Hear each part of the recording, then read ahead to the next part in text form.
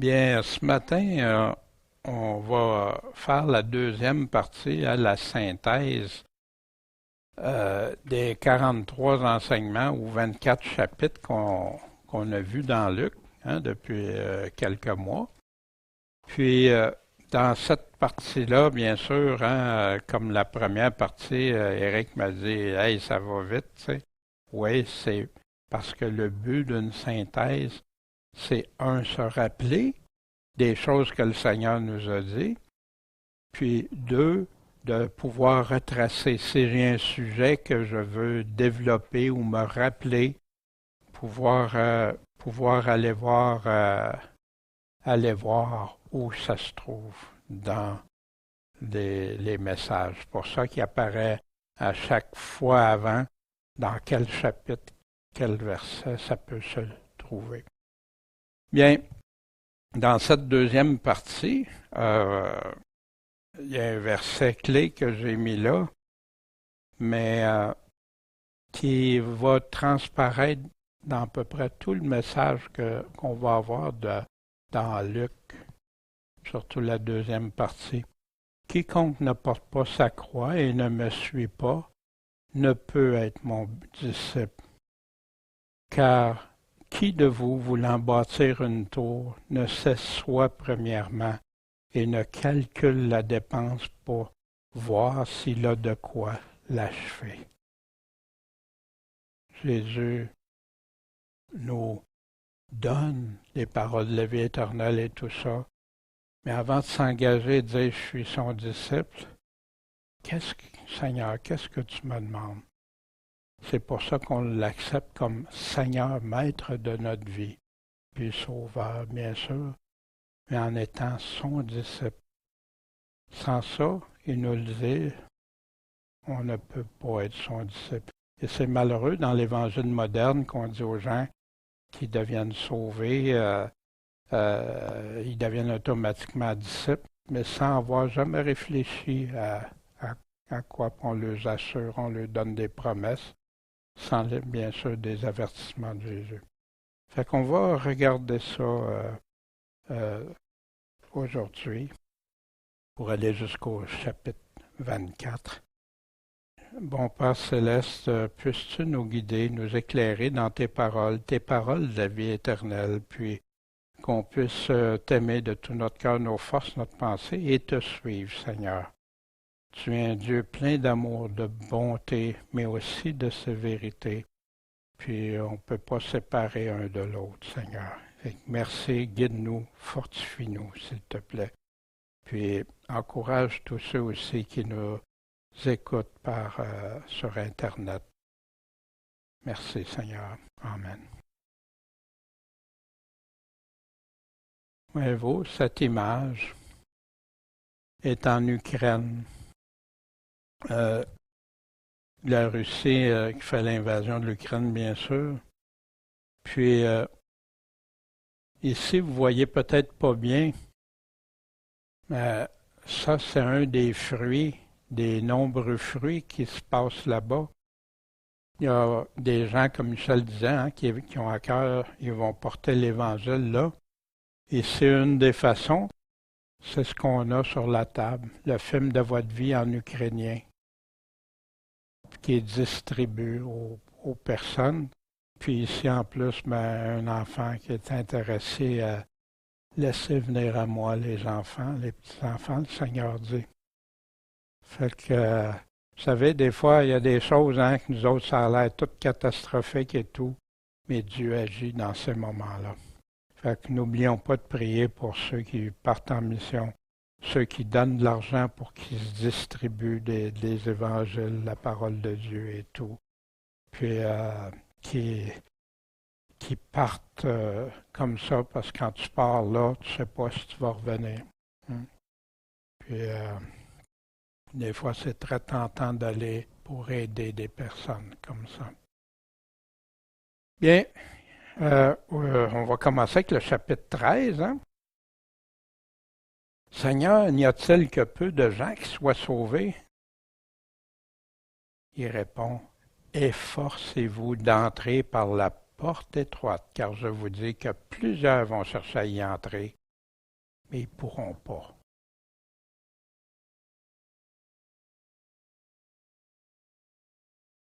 Voyez-vous, Jésus est en train de nous parler de la vie éternelle. Il est en train de nous parler comment accéder à la vie éternelle. Puis il met déjà, hein, on va voir plus tard, la tour, au chapitre 13, on nous parle, hein, la tour de Siloé. Pensez-vous que les 18 qui sont morts là étaient plus grands pécheurs que vous? Non. Mais si vous ne vous repentez pas, vous allez périr, vous aussi. Hein? Efforcez-vous. Plusieurs vont chercher, ils ne pourront pas. Pourquoi qu'on dit aux chrétiens qu'ils n'ont aucun effort à faire, que Jésus a tout accompli, alors que Jésus lui-même nous demande de faire tous nos efforts. L'apôtre Pierre en reparle, puis il nous donne toute la description. Qu'est-ce que c'est faire nos efforts dans Pierre?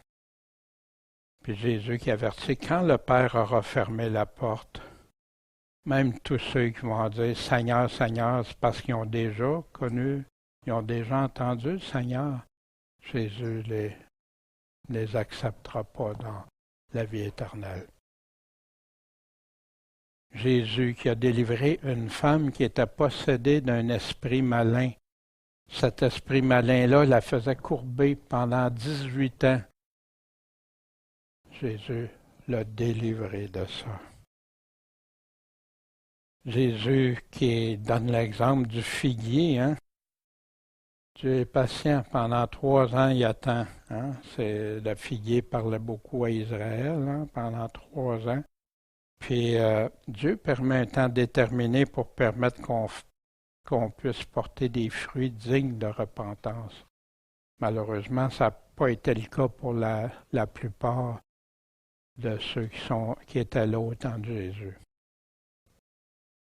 Depuis près de 2000 ans, le royaume a grandi comme Jésus l'a prédit quand il donnait l'exemple du grain de moutarde qui devient un arbre que les oiseaux peuvent aller dessus, puis du levain avec la pâte. Ici, le levain n'a pas signification du péché, au contraire, c'est un exemple, une image que son royaume va grandir. Et si on part à partir de Jésus, les apôtres et tout ça, il y a des millions qui se sont convertis au travers des siècles. Jésus, tellement désolé pour Jérusalem qui aime, mais c'est Jérusalem qui le rejette, qui est rebelle pour leur plus grand malheur, leur propre perdition. Hein? Le chemin étroit. Le chemin étroit qui mène à la vie de Dieu en première position, être le seul, porter du fruit, s'efforcer d'entrer, prêt à tout, perdre ta vie, abandonner, renoncer à soi. Efforcez-vous. Une signification qui est trop dure pour beaucoup, qu'ils ne veulent pas de ce chemin étroit, qui aiment mieux entendre des choses plus agréables.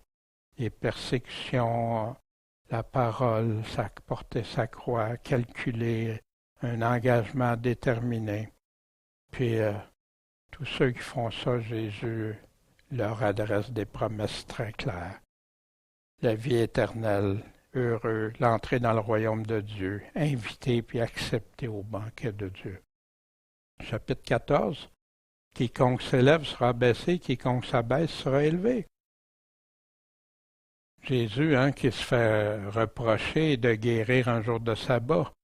Mais, hypocrite, qui un jour de sabbat, si son âne ou son bœuf tombe d'un trou, il n'ira pas le sortir même si c'est le sabbat? Puis là, quelqu'un de malade qui souffre depuis longtemps, puis vous ne voulez même pas. Quand tu vas être invité, va t'asseoir à la dernière place, parce que quiconque s'élève sera baissé, quiconque s'abaisse sera élevé. C'est mieux d'attendre que quelqu'un dise non, viens t'asseoir à la première place que de faire l'inverse, te prendre, t'enlever. Jésus, hein, qui donne l'exemple de tous ceux qui s'excusent. Oui, je vais y aller, mais avant, j'ai acheté une terre, là, il faut quand j'aille 5 paires de bœufs, il faut que j'aille voir s'ils travaillent bien, hein. Je viens d'épouser ma femme, fait que, dans le fond, aucun de ceux qui ont été conviés va goûter à mon souper, dit Jésus. Parce qu'il y avait toutes des excuses à la place. Jésus qui dit une parole qui a été jugée très dure, très sévère. Si quelqu'un vient à moi et préfère son père, sa mère, sa femme, ses enfants, ses frères, ses sœurs, et encore plus sa propre vie, ne peut être mon disciple. Quels critères, quelles conditions il met qui fait qu'on peut être engagé pleinement pour ceux qui deviennent vraiment ses disciples. C'est pour ça qu'il y en a tant qui ont préféré la mort même à le temps de jouir de cette vie-ci pour quelque temps. C'est quiconque porte pas sa croix, ne me suit pas, peut pas être mon disciple. Puis qui veut bâtir sans premièrement calculer, avoir commencé à bâtir, puis après ça arrêter en cours de route parce qu'il n'y a pas de quoi finir. Et il ne fera pas que ses engagements, ben, se faire moquer de lui aussi après. Qui évalue pas si, étant appelé à une armée qui s'en vient contre lui, une armée de 20 000, puis il y en a 10 000, il y en a seulement 10 000 qui n'aura pas essayé de s'asseoir, de regarder, de voir qu'est-ce qu'il peut faire, puis demander la paix. Quiconque parmi vous ne renonce pas à tout ce qu'il a ne peut être mon disciple. Fait que Jésus nous demande dans le fond Dieu en premier. Dieu sait qu'on a des besoins, Dieu s'en occupe, Dieu va pourvoir comme il l'a fait pour moi, pour vous, pour des millions de chrétiens déjà. Mais suis-le, pas tes avoirs qui devient ton Dieu qui peut te permettre d'avoir des avoirs. Puis si t'en as plus, mais Dieu, c'est ça, Dieu pourvoit autrement. La chose la plus importante, c'est l'âme. Fait que, prêt à tout, puis l'engagement, si important, ce que Jésus nous répète. Au chapitre 15, 1 à 32, il fallait bien faire un festin et se réjouir parce que ton frère que voilà, il était mort, mais il est revenu à la vie. Il était perdu, puis il est retrouvé. Jésus, au chapitre 15, se fait accuser de manger avec des gens de mauvaise vie. Puis il répond par 3 paraboles. Et sur 100 brebis, il y en a une qui s'égare. Il y a plus de joie pour un, il va laisser là pour aller chercher sa brebis perdue. Puis après, il appelle tout le monde pour partager sa joie. Mais c'est comme ça quand quelqu'un se convertit au Seigneur, cette brebis égarée, perdue, qui a été ramenée. Les 10 drachmes, la femme qui en a perdu une, puis qui cherche partout avec intensité jusqu'à temps qu'elle retrouve, puis la joie qu'elle a après qu'elle partage avec ses amis. Le fils prodigue, le père qui dit « Réjouissons-nous, parce que mon fils était mort. Il était mort parce qu'il est retourné vivre dans la vie, dans la débauche et tout ça. Puis que là, il est revenu, il s'est repenti. Puis il a été revoir le Père humblement. Mais là, il est revenu à la vie. Il était mort spirituellement, mais il revient. Il était perdu à la perdition, mais il est revenu sur le bon chemin. Dieu est prêt à accueillir celui ou celle qui, comme le Fils mort spirituellement, est perdu. Retourne à lui humblement. Si important. Partage, donne à ceux qui ne peuvent pas te rendre l'appareil. Puis heureux parce qu'ils ne peuvent pas te le rendre. Parce que Dieu voit ça, lui calcule ça. Puis fais pas comme tout le monde qui donne pour recevoir. Non, donne. Dieu nous donne. Être du bon sel. Si le sel que tu es ne garde pas sa saveur, il est bon juste à être jeté. Soyez du sel. Calculez avant de s'engager et devenir son disciple puis être sauvé. Puis ceux qui trouvent des excuses pour ne pas s'engager à le suivre et être sauvés par Jésus-Christ. Ah ben moi, il faut que je m'occupe de ci avant, ça. C'est ça là qu'il nous disait. On avait bien sûr les étapes qui confirme la vraie repentance, hein, prendre conscience qu'on a offensé Dieu, la tristesse selon Dieu et le changement de chemin, suivre le chemin étroit, puis réparer ses torts quand c'est possible. Hein. C'est pas juste regretter comme on entend si souvent malheureusement. Celui qui est fidèle dans les petites choses sera aussi fidèle dans les grandes. Celui qui est injuste dans les petites choses va être aussi injuste dans les grandes. Quel enseignement de Jésus! Au chapitre 16, hein, justement, ce serviteur qui est remercié de ses services, puis que Jésus enseigne ça. Le serviteur qui a été faire du magouillage avec d'autres, tu sais, mais il dit, il a été injuste dans les choses injustes. Hein? Mais qui va y donner ce qui y appartient? Personne. Mais celui qui est fidèle dans les petites choses va l'être dans les grandes. Puis s'il est injuste dans les petites choses, il va l'être aussi dans les grandes. Un autre enseignement de Jésus. Puis que Jésus veut qu'on comprenne associé à son royaume. Personne ne peut servir deux maîtres. Tu ne peux pas servir Dieu et Mammon, les richesses. Puis ce qui semble juste devant les hommes, qui est souvent une abomination devant Dieu. Les gens sont prêts à tout pour l'argent, à mettre le principe de côté, à bafouer les droits des autres, à ambitionner sur les autres. Jésus qui dit, la loi et les prophètes, y allaient jusqu'à quand? Jusqu'à Jean-Baptiste. Après ça, c'est Jésus-Christ. Quiconque répudie et épouse une autre commet un adultère. Et quiconque épouse celle que son mari a répudiée commet adultère. Une autre directive de Jésus, c'est clair, mais c'est souvent mis de côté. Un homme riche qui méprisait Lazare. L'homme riche qui a tout eu dans sa vie pendant qu'il voyait Lazare qui mangeait des miettes, qui était dans la souffrance, dans la faim, puis qu'il était dans le malheur souvent. Mais il est maintenant consolé. Mais l'homme riche maintenant, il est dans les tourments. Un enseignement clair de Jésus. Encore attaché avec les boucs, les brebis et autres. S'il n'écoute pas Moïse, hein, parce que justement, Jésus fait dire que l'homme qui était dans les tourments d'aller avertir ses frères. Mais s'il n'écoute pas Moïse et les prophètes, même si un des morts ressusciterait, ce qui est arrivé avec Jésus, il ne se repente pas. Il ne se repentirait pas. Chapitre 17. Ce qui arriva du temps de Noé arrivera de même du temps du Fils de l'homme. On mangeait, on buvait, on prenait, on donnait en mariage, jusqu'au jour où Noé est entré dans l'arche, puis le déluge est venu, qui les a fait tous périr. On a dans ce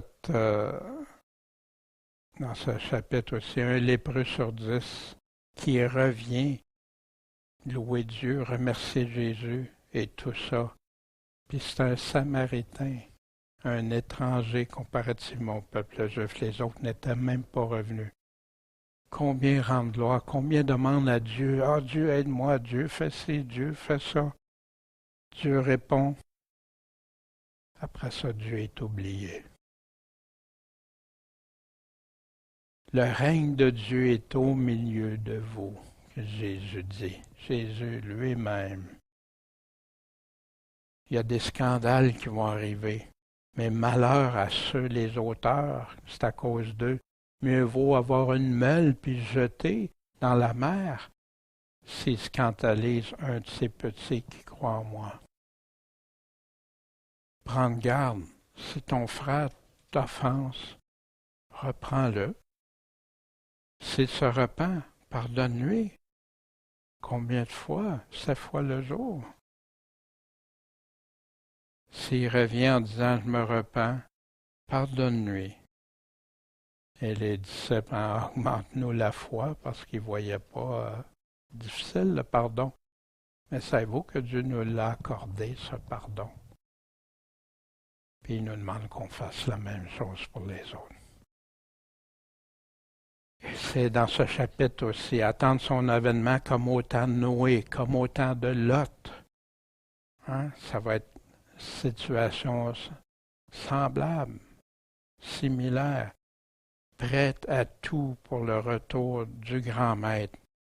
Gardez nos lampes allumées, veillez, puis avec vérité, la sainte vérité. Jésus nous parle du genre de serviteurs, deux catégories seulement, les sauvés puis les perdus. Si tu as la foi gros comme un grain de moutarde, hein, tu peux faire ce que Dieu te demande. Quand vous aurez fait tout ce qui vous est commandé, nous n'avons fait que ce que nous étions tenus de faire. Il y en a qui croient parce qu'ils font quelque chose que, wow, Dieu, non, Dieu juge de tout ça. Mais c'est lui qui va déterminer à la fin. Puis l'homme, des fois, peut penser qu'il a porté des très bons fruits, alors que c'est le contraire, ça a fait l'inverse et vice-versa. Ça appartient à Dieu. Nous faisons ce qu'il nous demande comme serviteurs, puis le reste, lui évaluera. C'est encore ce qui arriva du temps de Lot. On mangeait, on buvait, on achetait, on vendait, on plantait, on bâtissait. Un peu comme il se passe aujourd'hui. Mais le jour que Lot sortit de Sodome, une pluie de feu et de souffle tomba du ciel et les fit tous périr. Fait que Jésus nous donne cet exemple-là pour son retour, la fin. Il nous dit aussi de toujours prier sans arrêter. Puis il nous donne le juge unique, puis la veuve encore comme exemple pour dire persévérer. Là, je ne sais pas combien plus le Père va répondre si un juge unique aurait réussi à répondre. Combien plus un Père plein de bonté va venir répondre. Et trouverai-je la foi aussi qui nous dit. Le pharisien et le péager, pour nous indiquer ceux qui sont persuadés en eux-mêmes, en eux autres mêmes, qui sont justes, tout en méprisant les autres. Moi, j'ai fait ci, moi, je fais ça, mais l'autre, je ne suis pas comme l'autre, là, regarde-les, l'autre. Hein? Quiconque cherchera à sauver sa vie la perdra, et quiconque la perdra la retrouvera. Hein? L'équation de Jésus, humainement qui a l'air, ben non, ça ne marche pas, mais Dieu, ça marche. Puis il a été la résurrection même. Je suis la vie et la résurrection. Ceux qui croient en lui. Perdre sa vie ici pour la retrouver pour toujours dans un grand bonheur éternel. La foi, la confiance que Dieu est capable de le faire. Puis bien sûr, il utilisait la femme de Lot. Souvenez-vous, elle a voulu retourner en arrière. Elle n'a pas voulu rester dans ce que Dieu avait prévu. Puis il nous donne l'exemple. Il y en a deux qui vont être au lit, puis juste une va être pris. Deux femmes qui vont être en train de moudre du blé ensemble. Il y en a juste une qui va être pris. Deux au champ, juste un ou une qui va être pris. L'autre laissé. À chaque fois. Relié justement quand Dieu va venir chercher. À quel endroit, où Seigneur, ça va se passer? Où sera le corps mort? Là, s'assembleront les aigles. On a développé ça dans ce chapitre-là.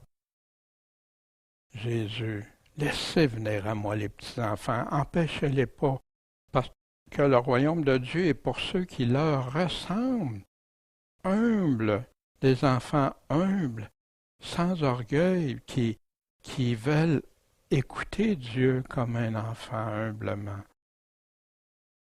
Quiconque recevra pas le royaume de Dieu comme un petit enfant n'y entrera pas, avertit Jésus. Le pharisien qui s'élève lui-même et méprise l'autre, lui il est grand. Le péager, lui, qui s'abaisse humblement. Mais Dieu va tout renverser ça pour l'éternité. C'est Dieu qui va justifier, condamner ou élever. Comme un petit enfant. dans la main du Père. Lot, un exemple pour la fin, on a vu il y avait des choses, des découvertes archéologiques aussi, comme pour l'Arche de Noé aussi, tout ça. Il y a bien des recherches qui ont été faites à ce sujet-là. Au chapitre 18, verset 18, alors un des principaux du lieu demanda à Jésus, « Bon maître, que dois-je faire pour obtenir la vie éternelle? » Jésus répond à ce que l'homme doit faire pour obtenir la vie éternelle. « Suis-moi, obéis à mes commandements, vends ce que tu as. » Pourtant, beaucoup d'enseignements des hommes contredisent les paroles de Jésus au profit de leur théorie. Jésus a dit à l'homme qui a dit avoir observé ses commandements, « Tu fais cela? » Puis après ça, il a été plus loin.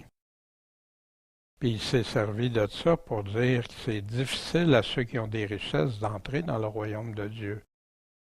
Pas le fait d'être riche, le fait que le richesse les empêche de se soumettre à Dieu, de faire ce que Dieu demande. Mais qui peut être sauvé, dans ce cas-là? C'est impossible aux hommes, mais c'est possible à Dieu. Merci Seigneur. Fils de David, aie pitié de moi, l'aveugle, afin que je puisse voir. Et moi aussi, j'ai besoin de voir aussi. Peut-être pas de voir avec des yeux physiques comme il parlait, mais les yeux de l'âme aussi. Personne qui a laissé sa maison, ses parents, etc., pour le royaume de Dieu, en reçoit beaucoup plus, même ici, dans ce siècle-ci. Puis, dans le siècle à venir, la vie éternelle, cette promesse de Dieu. Croire en lui qui inclut de le suivre en lui démontrant notre amour, en lui obéissant de tout notre être. Suivre Jésus-Christ, ça amène souvent des choix coûteux qui se présentent. Qui je vais choisir? Dieu? Puis c'est pas pénible parce qu'il est toujours là pour nous aider, pour ceux qui l'aiment, ceux qui ont eu à faire ces choix-là. Puis des fois, ça peut être des choix par rapport à tes relations avec des personnes que tu aimes beaucoup. D'autres fois, ça va être avec des questions de partager avec d'autres. Des fois, c'est toutes sortes de façons. Puis, être triste ou heureux de l'avoir fait malgré tout. Dieu te donne toujours la joie, la paix, quand tu as fait ce qu'il te demande. Puis tout ce qui est écrit de Jésus par les prophètes qui vont être accomplis, c'est ça que plein de passages nous confirment. Ça, c'est juste à l'image pour ceux qui effacent des paroles de Jésus, celles qui n'aiment pas, qui veulent effacer. Mes brebis entendent ma voix, je les connais, et elles me suivent, ils écoutent ma parole, me suivent. Personne ne les ravira de ma main. Jésus qui nous a confirmé la croyance, on a vu ça souvent. Puis ici, les acquis du monde vont en empêcher plusieurs d'entrer dans leur royaume, parce qu'ils vont être attachés plus à leur richesse. C'est le grave problème de quand les gens ont beaucoup d'argent, ou des fois même pour avoir, ils l'ont pas, mais pour l'avoir.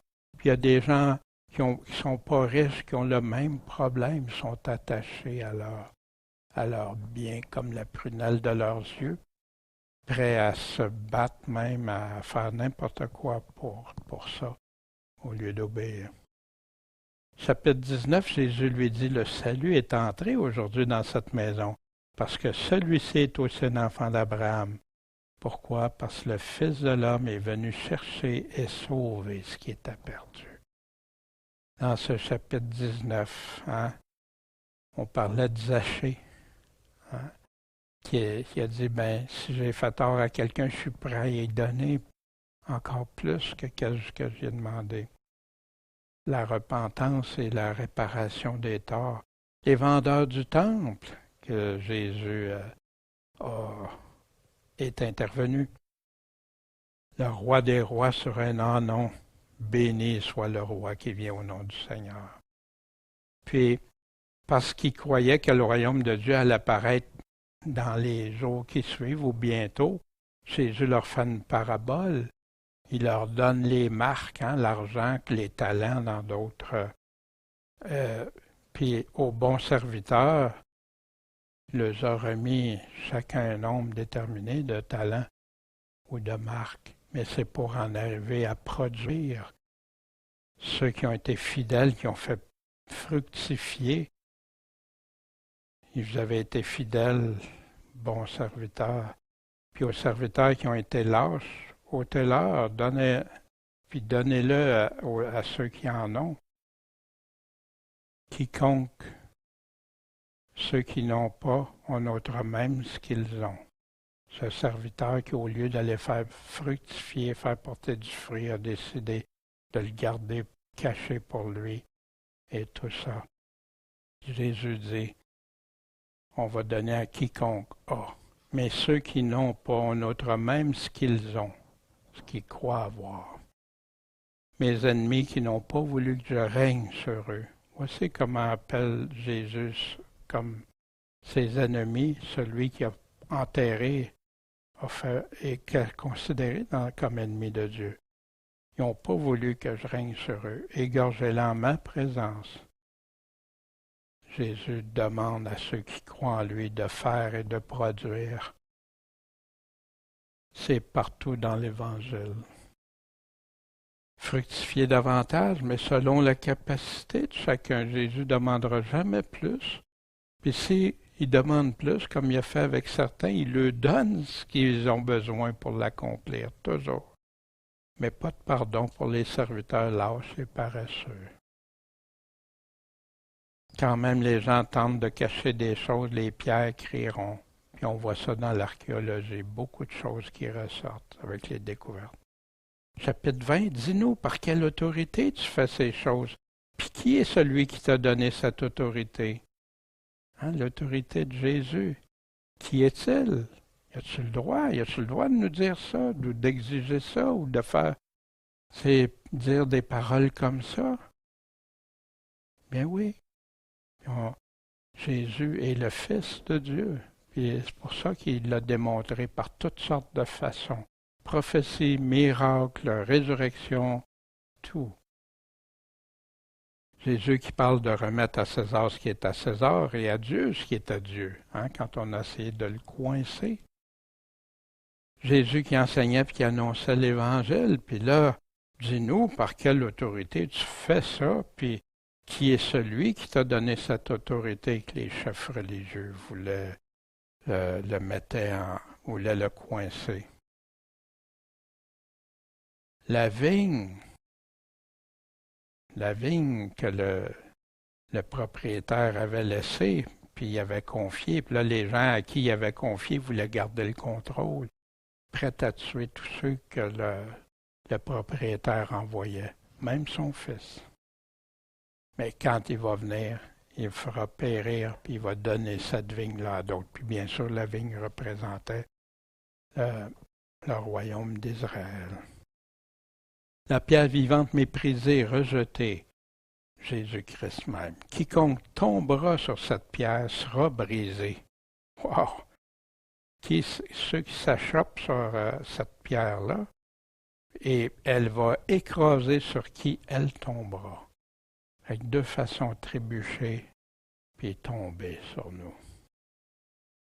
Fils de David, le Seigneur. Il y en a qui nient la résurrection comme les Sadducéens. Puis Jésus qui leur dit, hein, Dieu n'est pas le Dieu des morts, mais le Dieu des vivants. Parce que tout le monde vit devant lui, appartiennent à Dieu. Puis qui avait voulu coincer Jésus en disant, mais il y a eu cette femme-là, elle a eu 7 maris.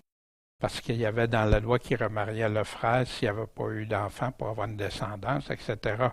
Fait que 7, personne n'a jamais vu ça, mais admettons. Puis, à qui va appartenir la femme à la résurrection, si la résurrection existe? Jésus dit, ceux de ce siècle se marient, mais ceux qui seront jugés dignes d'avoir part au siècle à venir et à la résurrection des morts ne se marieront pas et pourront plus mourir, parce qu'ils vont être semblables aux anges des enfants de Dieu et des enfants de la résurrection. Jésus a mis clairement l'enseignement de la résurrection, puis toute son importance, puis que ça va être un monde différent de ce qu'on connaît. Être en garde contre les autorités spirituelles trompeuses, examiner avec la parole de Dieu dans son ensemble, mais pas la parole des hommes quand ils disent plus comme Jésus. Cette vigne pour porter de bons fruits. Faisons partie du cep, produisons les bons fruits.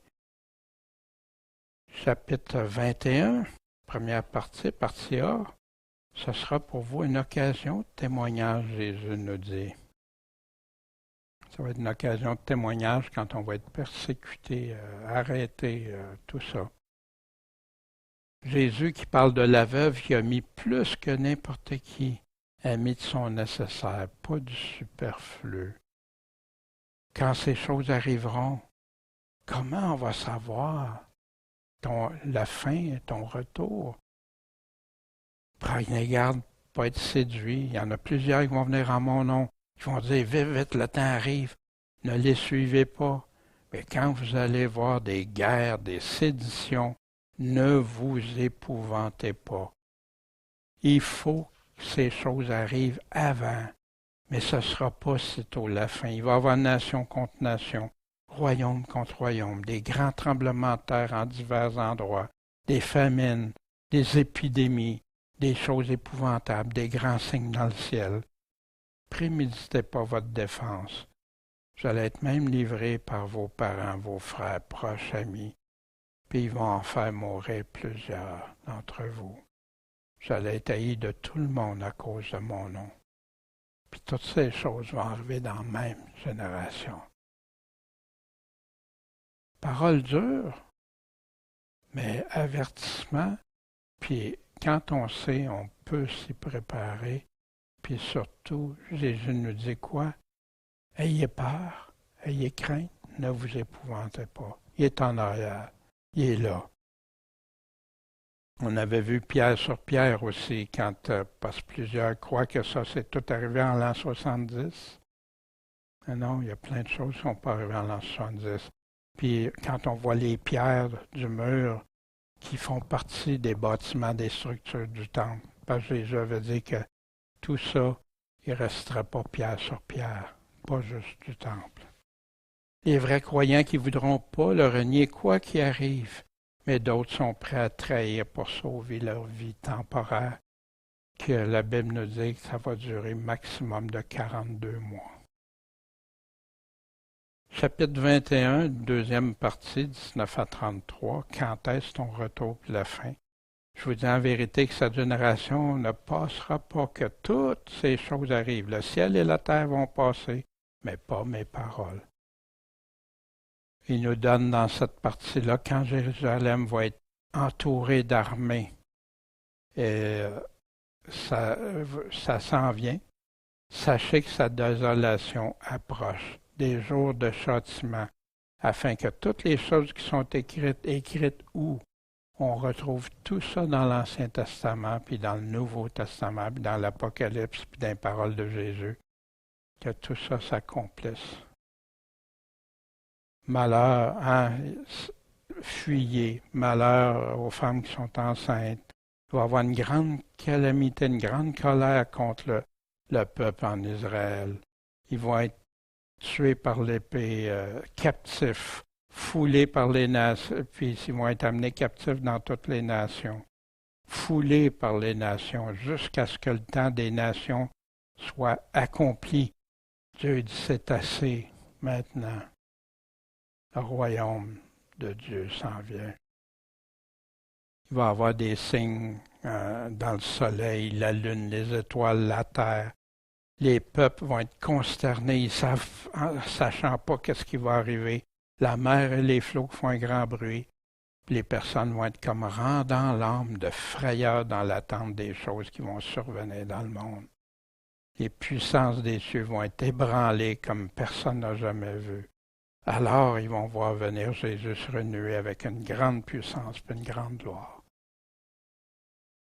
Quand ces choses commenceront d'arriver, dit Jésus, regardez en haut, levez la tête. Pourquoi? Parce que votre délivrance approche. La comparaison qu'il nous donne entre le figuier et tous les arbres au printemps, quand vous voyez les choses, la même chose quand vous verrez arriver ces choses, sachez que le royaume de Dieu est proche. Puis avant que cette génération passe, toutes les choses vont arriver. Mais le ciel et la terre vont disparaître, finir par disparaître, mais pas mes paroles.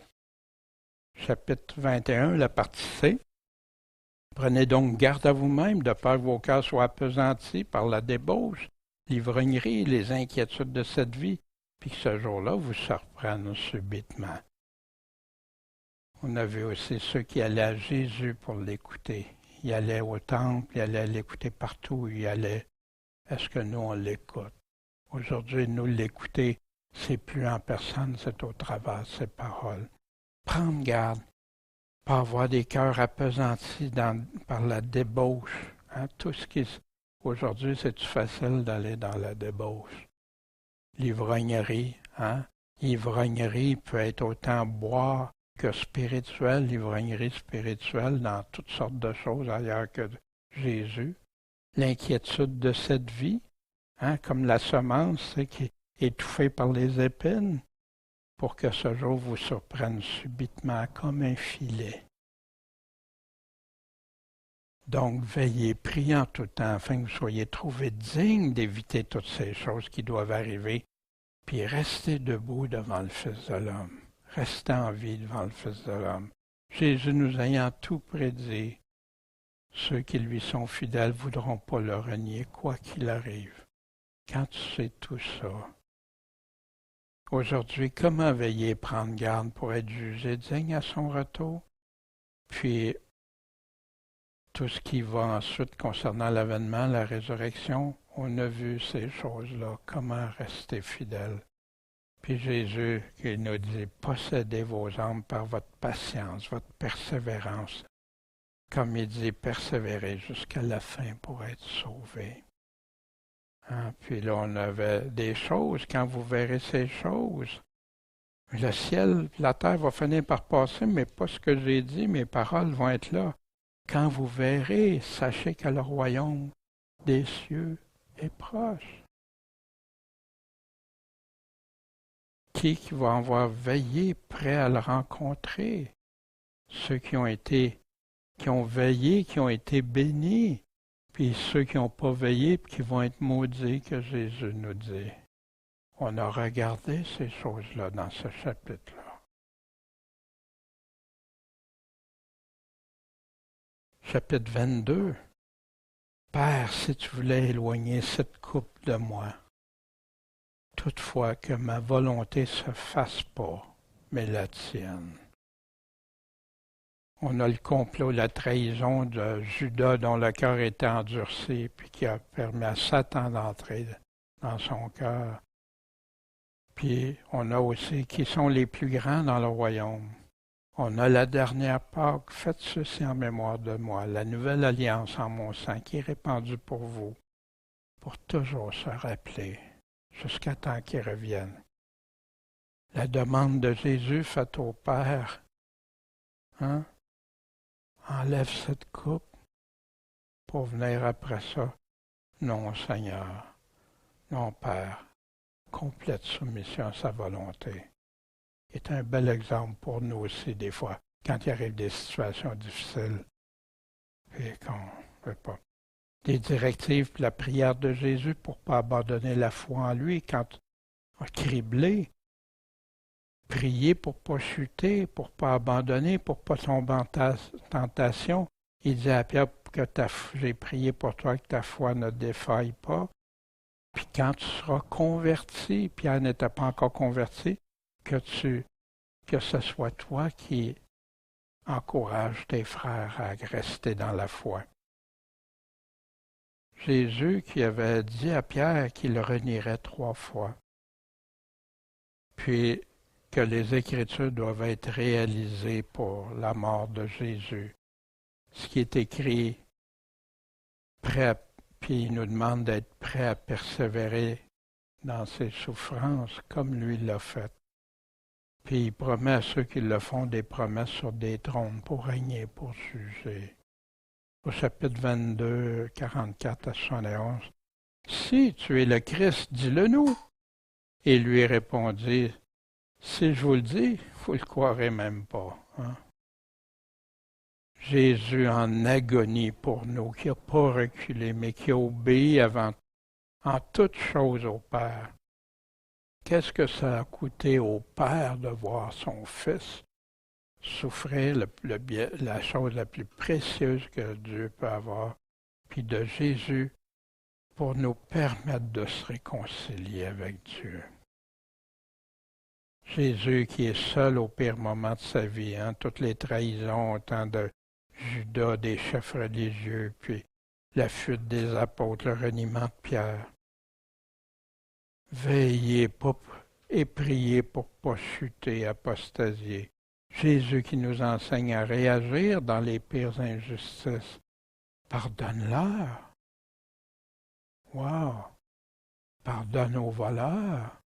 Pardonne à ceux qui le frappent, à ceux qui le torturent. Frapperons-nous de l'épée? Votre heure, hein, souvent, est-ce qu'on frappe de l'épée? Justement, je partageais avec Jacinthe, j'ai écouté quelqu'un qui parlait, un prédicateur qui parlait sur se défendre en temps que ça va mal, puis il citait, ben oui, regarde, même les apôtres, il y avait des épées. Mais il oublie de dire qu'est-ce que Jésus a dit à Pierre, non. Celui qui vivra par l'épée va périr par l'épée. Il a dit, non, serre ton épée. Pas d'épée. Mais votre heure est la puissance des ténèbres, hein, qui dit aux chefs religieux, l'heure de triomphe du mal, temporaire. Puis ils ont choisi, eux autres, de faire un procès illégal. Quand Pierre a effectivement renié 3 fois, puis qu'il a pleuré amèrement. Si tu es le Christ, dis-le nous, hein, pour pouvoir l'accuser. Hein, Puis Jésus qui répond, vous le verrez assis à la droite de la puissance de Dieu. Blasphème pour eux. Chapitre 23. Alors ils se mettront à dire aux montagnes, tombez sur nous, puis aux coteaux, couvrez-nous au retour de Christ. Jésus qui a été accusé injustement, cet homme séduisant la nation, qui avait séduit la nation, et défendant de donner le tribut à César, donner à César ce qui vient à César, des fausses accusations, des mensonges. Puis il se dit Christ le roi, hein, pour justement que Pilate tombe sur le côté. Hey, il n'y a pas personne d'autre que César. Pilate qui trouve aucun crime, il trouve coupable d'aucun crime desquels il l'accuse. Même Hérode, il n'a rien fait qui soit digne de mort, mais il a relâché Barabbas, qui était accusé de sédition, révolte et meurtre. Il a abandonné Jésus à leur volonté. Crucifié, Jésus dit, Père, pardonne-leur, parce qu'ils ne savent pas ce qu'ils sont en train de faire. Il y a aussi une prophétie qui s'est réalisée quand ils sont partagés ses vêtements, puis ils l'ont tiré au sort. C'était déjà écrit dans l'Ancien Testament. Puis, voir l'attitude de Jésus envers ses pires ennemis, ceux qui l'attaquaient avec tant de véhémence, puis qui voulaient le faire mourir, pardonne-leur. Toutes leurs intentions, actions, paroles au nom de Dieu pour faire mourir son Fils. Puis, hein, heureux ceux qui t'ont porté, hein, ils disaient, pleurez plutôt sur vous quand ça va arriver. Puis ils vont dire aux montagnes, tombez sur nous, aux côtés, couvrez-nous. Et on retrouve ça dans l'Apocalypse. On retrouve ça dans plusieurs livres de l'Ancien Testament, des prophètes, des prophéties pour le temps de la fin. Jésus qui dit, si on fait ça au bois vert, Qu'est-ce qui va arriver au bois sec? Ils font ça à Jésus. Qu'est-ce que tu penses qui va arriver à celui qui est vivant? Puis, bien sûr, hein, celui-ci est le roi des Juifs. Chapitre 23, versets 39 à 49, il disait à Jésus, Seigneur, souviens-toi de moi quand tu seras entré dans ton règne. Hein, le larron, l'autre. Encore, quelle miséricorde que Jésus démontre encore, même à sa mort, pour quelqu'un qui s'est repenti. Souviens-toi de moi quand tu seras entré dans ton règne qui s'en vient. Cet homme a cru, connaissait, savait qu'est-ce que la parole disait pour pouvoir dire ça. Est-ce qu'on croit, nous autres, aux nombreuses prédictions qui concernent Jésus-Christ? On a élaboré ça. On a vu aussi les événements survenus à la mort de Jésus, les ténèbres, les séismes, le voile déchiré, la résurrection de mort. Puis c'était vraiment le Fils de Dieu, confirmé par le centenier qui voyait ça arriver. On a vu aussi la virgule ajoutée ou le mot déplacé qui ont servi à développer des doctrines qu'on ne retrouve pas dans la Bible. Vous vous souvenez quand on dit que aujourd'hui tu seras avec moi dans le paradis, mais on avait examiné ça aussi. Tardif à croire tout ce que les prophètes ont dit, hein, même suite à la résurrection de Jésus. Puis on a vu que simplement à sa mort, des prophéties qui se sont réalisées. On avait vu aussi que si seulement 8 des centaines de prophéties se réalisaient, quelle ampleur, quelle impossibilité que ça arrive. Chapitre 23, des versets 50 à 24-32. Notre cœur ne brûlait-il pas au-dedans de nous quand Jésus nous parlait en chemin, qu'il nous expliquait les Écritures? Jésus dit qu'il va être au tombeau 3 jours et 3 nuits. On a vu erreur ou vérité de Jésus. Les prophéties concernant sa première venue qui se sont réalisées. On a survolé ça parce qu'il y en a tellement. Sa résurrection qui a démontré sa toute puissance sur la mort, qui a confirmé ses paroles, je suis la vie et la résurrection. Même si vous mourrez, vous vivrez. Donner aux chrétiens ne plus craindre la mort pour ceux qui l'aiment et le suivent. La certitude de la promesse de la vie, celle que le Créateur, la vraie vie que le Créateur avait prévue pour ceux et celles qui avaient créé puis qui croiraient en lui. Les 2 disciples qui s'en allaient au village d'Emmaüs, hein, leur cœur ne brûlait-il pas quand Jésus leur parlait? J'espère que ça nous fait ça à tout le monde, quand Jésus nous parle. Pas à chaque phrase peut-être, mais quand il nous parle, puis on arrive à des choses. Wow! Tardif à croire tout ce que les prophètes ont dit parce qu'ils doutaient même que Jésus était vraiment ressuscité, ça dépassait. Il leur avait dit que le Christ devait souffrir ces choses pour entrer dans sa gloire. Puis il a commencé par Moïse, par tous les prophètes, il leur a expliqué dans toutes les Écritures qu'est-ce qui leur gardait. J'avais parlé des deux, pourquoi aussi beaucoup ne croyaient pas que Jésus totalement, parce qu'ils voyaient les prophéties qui venaient comme un roi, un règne. Puis quand tu vis dans la persécution comme il vivait, puis tout ça, t'aspires à ça. Mais il oubliait toutes les prophéties comme un Messie souffrant. À sa première venue, puis à sa deuxième venue. Puis il y a plein de références qu'on a sur ça dans la Bible. La résurrection de Jésus. La pierre roulée, c'était qui a été roulé, il faisait noir, puis la pierre était déjà roulée.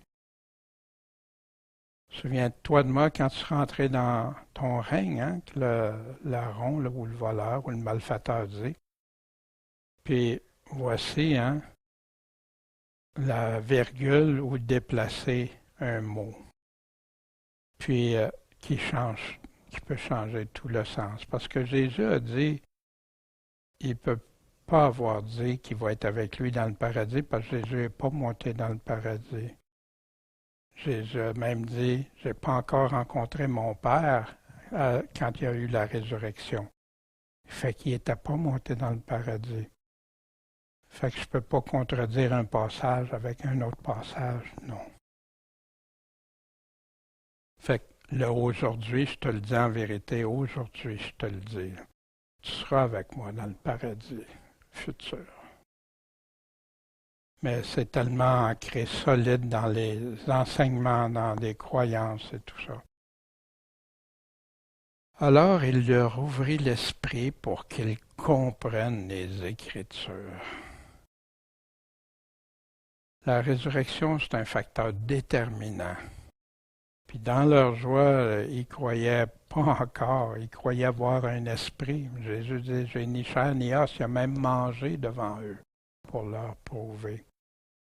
Puis les disciples d'Emmaüs, qui s'en allaient à Emmaüs, comment ils l'avaient reconnu, mais au moment qu'il a brisé le pain, qu'il a partagé le pain, Jésus explique, puis ouvre le cœur pour comprendre par la parole, puis son Esprit Saint.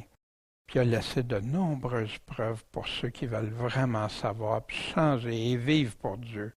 Il leur ouvrit l'esprit pour qu'ils comprennent les Écritures, puis il le fait encore à ceux qui s'approchent de lui humblement, qui lui demandent. Demandez, vous recevrez. Cherchez-vous, vous trouverez. Frappez, on vous ouvrira.